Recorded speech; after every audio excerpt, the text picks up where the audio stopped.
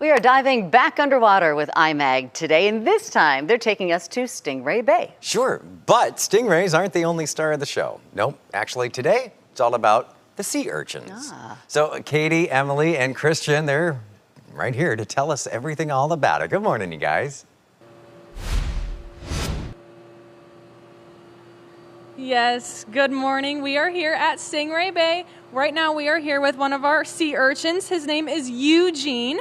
He is a tuxedo sea urchin, and something really, really cool that sea urchins do is that they will take objects in the water, out in the wild.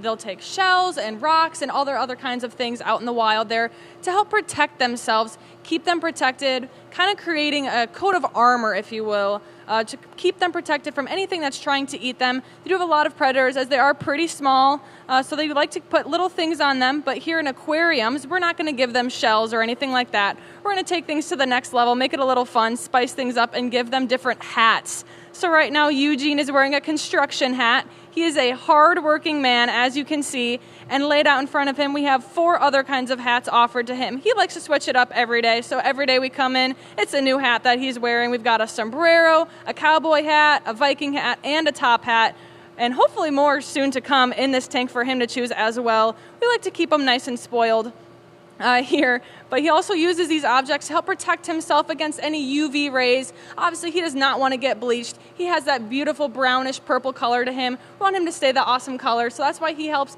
keep himself protected by using those hats, and that's something super, super cool that these guys do.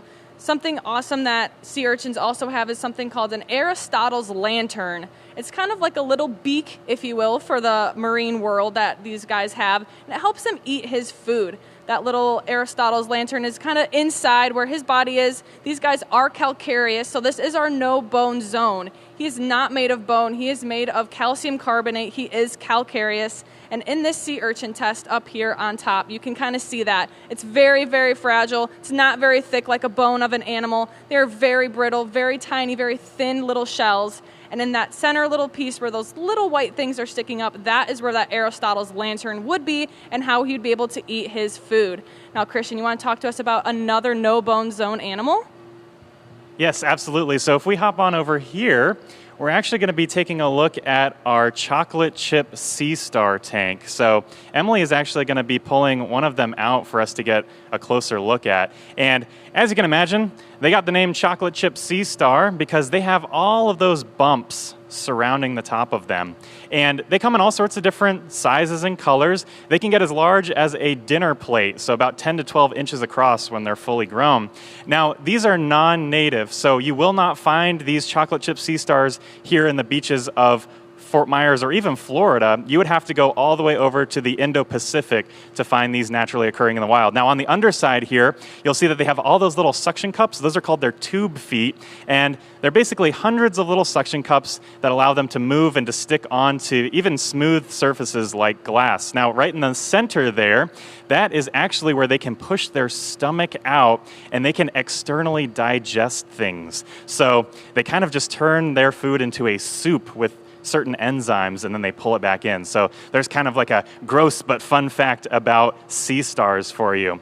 Now, we have a lot of different things here at the IMAG, and if you are interested in volunteering or you're interested in working with some of these awesome animals, we do invite you to come out, sign up on our website, www.theimag.org, for volunteer opportunities. But also, if you just want to come as a guest and you want to check out some of the awesome animals that we have here, we definitely encourage you to do so.